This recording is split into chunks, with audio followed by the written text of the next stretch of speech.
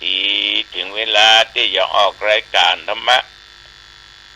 โยมเจ้าหน้าที่เพิ่นโทรมาได้ยินเสียงโทรศัพท์ก็เตียโทรศัพท์มาบรรยายธรรมะมาสวดมาอย่างญาติโยมฟังยังนอนอยู่นะมืดตึ๊บตื่นไฟก็ถึงได้เปิดนอนเนี่ยกับเตียงว่าไปนำคาถาไหว้พระสวดมนต์แล้วก็บรรยายธรรมะไปนี่เมินมีเตืองเอาละญาติโยมต่อไปนี้เอาก็มาบูชาพระรัตนตรัยไหว้พระสวดมนต์กันเนาะไหว้พระสวดมนต์กันเพื่อเป็นมงคลเป็นมงคลตั้งอกตั้งใจเน้ออะระหังสัมมาสัมพุทโธภควาพุทธังภวันตังอภิวาเทมิกราบพระพุทธสวากขาโตภควตาธัมโมธัมมังนัมมัสสามิกราบพระธรรมสุปฏิปันโนภควโตสาวกสังโฆสังฆังนะมามิกราบพระสงฆ์นะโมตัสสะภะคะวะโตอะระหะโตสัมมาสัมพุทธัสสะนะโมตัสสะภะคะวะโตอะระหะโตสัมมาสัมพุทธัสสะนะโมตัสสะภะคะวะโตอะระหะโตสัมมาสัมพุทธัสสะพุทธังสรณังคัจฉามิธัมมังสรณังคัจฉามิสังฆังสรณังคัจฉามิตุติยัมปิพุทธังสรณังคัจฉามิตุติยัมปิธัมมังสรณังคัจฉามิตุติยัมปิสังฆังสรณังคัจฉามิตติยัมปิพุทธังสรณังคัจฉามิตติยัมปิธัมมังสรณังคัจฉามิตติยัมปิสังฆังสรณังคัจฉามิอิติปิโสภะคะวะอะระหังสัมมาสัมพุทโธวิชชาจารณะสัมปันโนสุขโตโลกวิทูอนุตตโรปุริสธรรมสารถิสัทธาเทวมนุษย์สนังพุทโธภควาติยันตุนิมิตตังอวะมังคะลัญจาโยจามะนาโพจักขุนัสสะสัทโธปะปะกะโอโตสุปินังอากันตังพุทธานุภาเวนะวินาสเมนตุสวากขาโตภะคะวะตาธัมโมสันติติโกอาคาลิโกเอหิปัสสิโกโอปันนาจิโกปัจจัตตังเวทิตาโพวินโยหิติยันตุนิมิตตังอวะมังคะลัญจาโยจามะนาโพจักขุนัสสะสัทโธปะปะกะโอโตโสปินังอากันตังธัมมานุภาเวนะวินาสเมนตุสุปฏิปันโนภะคะวะโตสาวกสังโฆ อุชุปฏิปันโนภะคะวะโตสาวกสังโฆญาญาปฏิปันโนภะคะวะโตสาวกสังโฆสามิจิปฏิปันโนภะคะวะโตสาวกสังโฆยะติตังจัตตาริปุริสยุคานิอัตตาปุริสปุคัลลาเอสะภะคะวะโตสาวกสังโฆอาหุนายโยปะหุนายโยทักขินายโยอัญชลิกรณิโยอนุตตรังปุญญเกตังโลกัสสติยันตุนิมิตังอวะมังคลัญญาโยจะมานาปุสกุณโท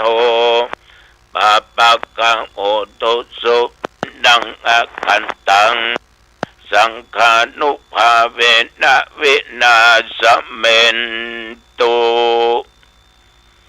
ยะโตหังภาคินีอริยยะจาติยะจาโต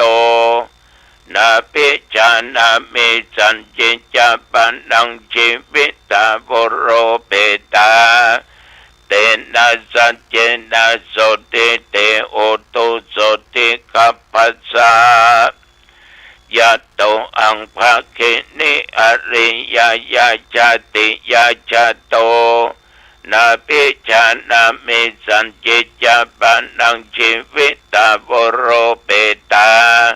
เตนะสัจเจนะโสติเตโอตุโสติกัปปัสสะยะโตอังภาคินีอริยยะจาติยะจาโต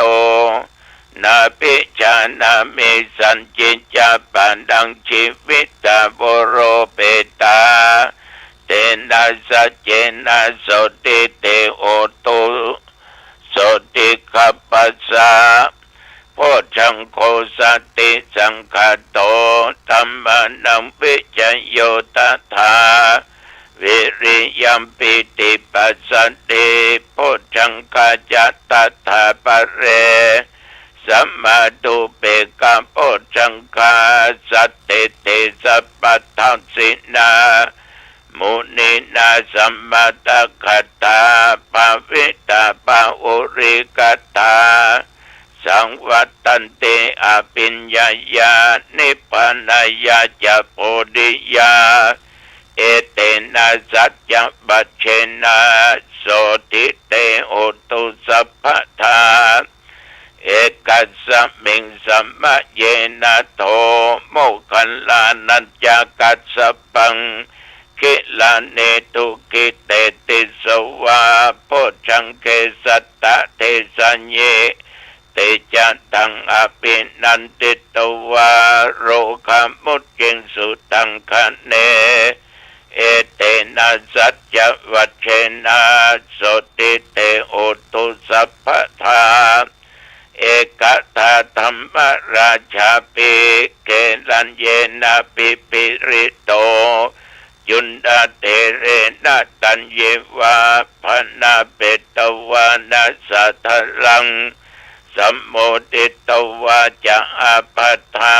ตัมหพุทธสิทานะโสเอเตนะสัจจวัชเชนะโสติเตโอตุสัพพทาปะอินาติจะอาปัฏฐาตินันนัมปิมะเยสินังมัคคะอัตตกิเลสวาปัตตานุปติตัมมตังเอเตนะสัจจวัชเชนะโสติเตโอตุสัพพทา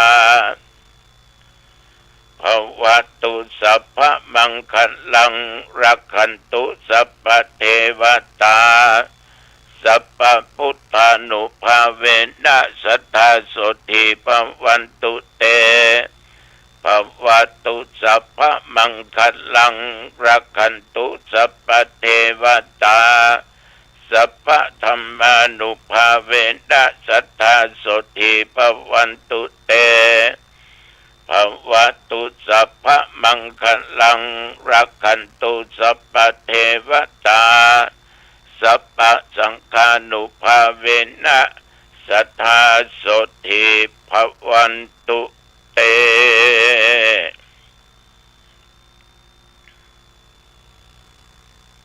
โดยบทพุทธานุภาพธรรมานุภาพสังฆานุภาพบทสาธยายมนต์พจชังคะอันศักดิ์สิทธิ์โดยจิตอันตั้งมั่นขอคุณแห่งพระพุทธพระธรรมพระสงฆ์บทพจชังคะนี้แม้นว่าตนข้าพเจ้าและญาติโยมเท่าแก่ดวงกรรมจายิงทุกสารทิศได้ตะลงเปียทิโลกาหมอยุกหมอยาบหายเป็นโรคร้ายทั้งในกายนอกกายอยู่ณส่วนใดก็ตามในสรีระร่างกายนี้ก็ขอคุณแห่งพระพุทธพระธรรมพระสงฆ์และบทโพชชังคะจงกำจัดโลกาเปียทิต่างๆของข้าพเจ้าและญาติโยมท่านผู้ฟังขออันตรธานวินาศสันตุจงหายที่จะเกิดมาอย่าได้มากำมากายขออยู่ปราศจากเคราะห์ปีเคราะห์เดือนเคราะห์วันเคราะห์ยามเคราะห์เมื่อหลับเมื่อตื่นเมื่อยืนเมื่อติวเคราะห์เลี้ยวซ้ายเลี้ยวขวาอย่าได้มาถูกต้องการยายแห่งข้าพเจ้าทั้งหลายขอข้าพเจ้าและญาติโยมทุกท่านจงมีความสุขกายสุขใจประกอบไปด้วยโชคปีโชคเดือนโชควันโชคยามอายุปีอายุเดือนอายุวันอายุยามแม่นเดินทางไปเหนือใต้ตกออกไกลใกล้ไปก็ให้มีโชคมีใจมาก็ให้มีใจชนะมีโชคมีลาภมีสติและปัญญาและตั้งตัวอยู่ในความประมาทขอผู้ข้าจำเริญโดยกิจการงานและในตำแหน่งหน้าที่ยิ่งขึ้นไปอายุวันโนสุขังพลังกรมอุตุบอกตักเตือนว่าถึงอุณหภูมิจะลดลงมาอากาศจะหนาวเย็นมาแต่เรื่องฟ้าเรื่องฝนนั้นยังมีบัตรต่ำ20%ที่จะต้องตกนับตั้งแต่ตะวันมาจนถึงปัจจุบันชัยโยพ้นไปอีก24 ชั่วโมงอายุก็ผ่านไปอีกตะวันนับตั้งแต่เมื่อเจ้าจนถึงปัจจุบัน24 ชั่วโมงนั้นน้องตองบริเวณใกล้เคียงตอนบ่ายมีฝนลงมิดมัดกันเดียวก็หยุดแต่ที่อื่นบอกว่าเนื้อแต่ว่านี่ฉันเจ้าแล้วก็ไม่ได้ไปไหนนะแต่ว่านี่พักผ่อนแต่ฉันเพนก็ไม่ได้ไปไหนก็นั่งนะโมคือเทศนาธรรมหมายความว่าซ้อมเนาะซ้อมแบบอ่อนซ้อมต่อจากนั้นก็จนค่ำจนมืดส่งน้ำอาบน้ำก็พักผ่อนมาจนถึงปัจจุบันนอนหลับ สนิทดีแบบฝันเห็นร้ายตื่นมาก็พบปะกับญาติกับโยมต้องขออนุโมทนาขอบใจเน้อต่อญาติต่อโยมทุกท่านทุกคนเมื่อวัดมีกิจกรรมกิจการใดๆก็ไปร่วมกันนะไปร่วมกันต้องขอขอบใจเป็นอย่างมากแต่ตะวันนี้ก็มีโยมปัญมาหาได้มามาจ๋าเป็นสงสัยหลายอย่างหลายประการด้วยกันสงสัยเรื่องผ้าที่ตุเจ้านุ่ง เพิ่นก็ถามว่าผ้าไตรของตุเจ้านั้นน่ะมันมีอะไรอย่างพ่องก็ ก็ได้ได้จากัน มีหนึ่งพระสังฆาติพระสังฆาติเนี่ยโยมกับผ้าได้เพิ่นว่าปาดไหลปาดบ่านั่นน่ะนั่นพระสังฆาติสองผ้าจีวรหรือว่าอุตราสังฆังนี่นะนี่เป็นผ้าห่มผ้าดองผ้าคลุมนั่นน่ะสามสบงอันตรวาสกังผ้าสามผืนเนี่ยเป็นไตรคือสามสบงจีวรผ้าสังฆาติก็ผ้าที่ฝันตานะเป็นผ้าอาบน้ำฝนวสิกะสาติกังเป็นผ้าอาบน้ำฝนเมื่อเข้าพรรษาหรือก่อนเข้าพรรษามักจะมีญาติมีโยมมาถวายผ้าอาบน้ำฝน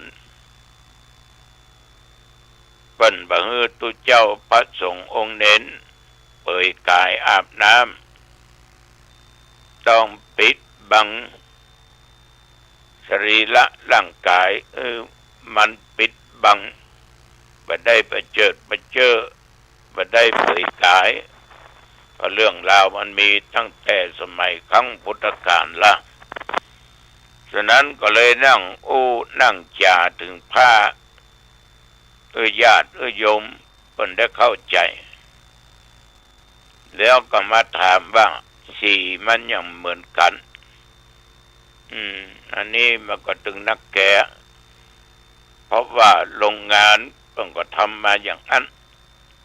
ย้อมสีมาอย่างนั้นแต่ทีนี้ความชอบความปึงใจของพระ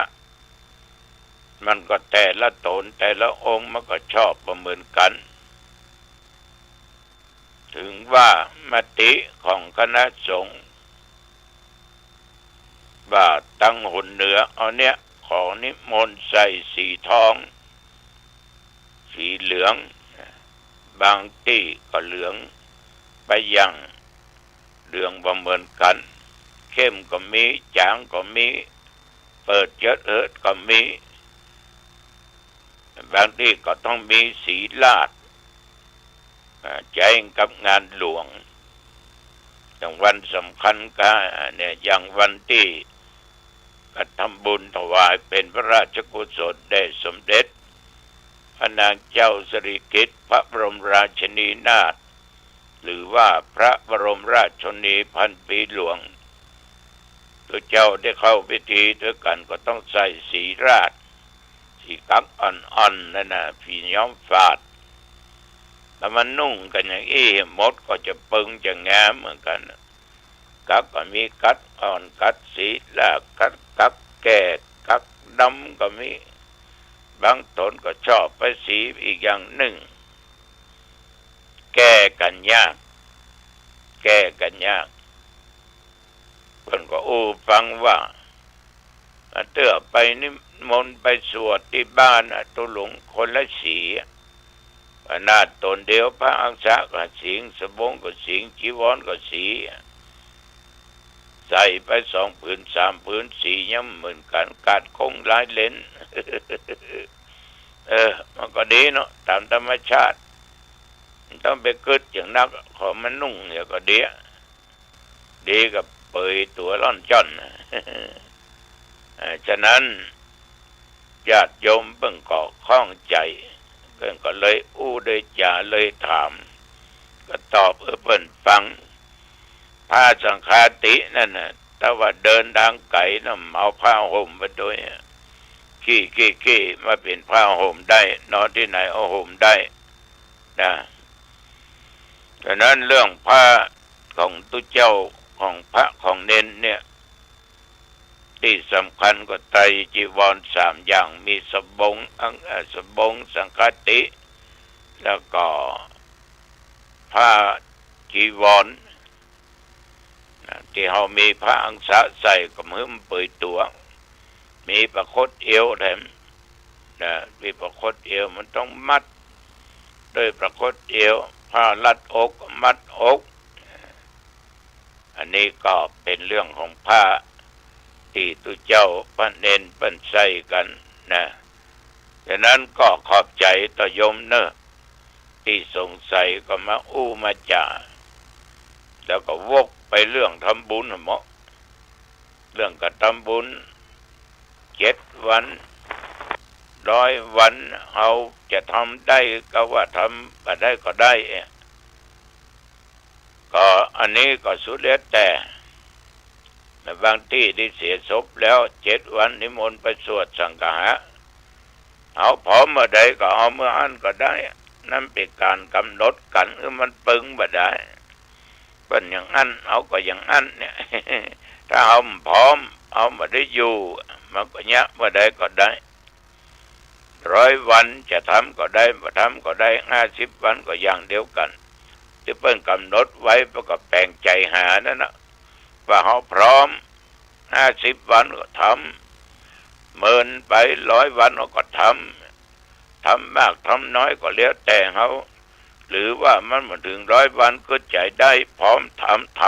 ำได้100 กว่าวันไป200 วันก็ทำได้ดังนั้นต้องไปกำหนดกฎเกณฑ์มันแต่ที่เพิ่นว่าอย่างนั้นเนี่ย7 วัน50 วัน100 วันเนี่ยมันแปลงใจหากันว่าไว้เวลาคือกันว่าเขาพร้อมก็เมื่อใดเมื่ออันเนี่ยอันนี้ก็ได้อู้ได้จากันผิดถูกก็ไปพิจารณาคนเดียวเถอะนาจิตตั้งจิตตั้งใจเนาะเป่าออกไม่ออกเนาะวันนี้ตุลุงอู้จาไปมาก็เป็นเวลาพอสมควรเนอะวันที่15เพื่อจะเผาตุเจ้าวัดถวายตำบลขุนคงอำเภอหางดงตุเจ้าตายเพื่อจะเผาวันนั้นเป็นตุเจ้าที่บวชมาก็ได้เป็น10 กว่าพรรษาละนะฉะนั้นวันนั้นก็จะไปปะกติหันคืนวันที่14ก็จะไปนั่งนะโมที่หันนะเวลา8 โมงเมื่อคืนเนอะเอาละอายุวันโนสุขังพลังพบกันใหม่โอกาสหน้าเจริญพร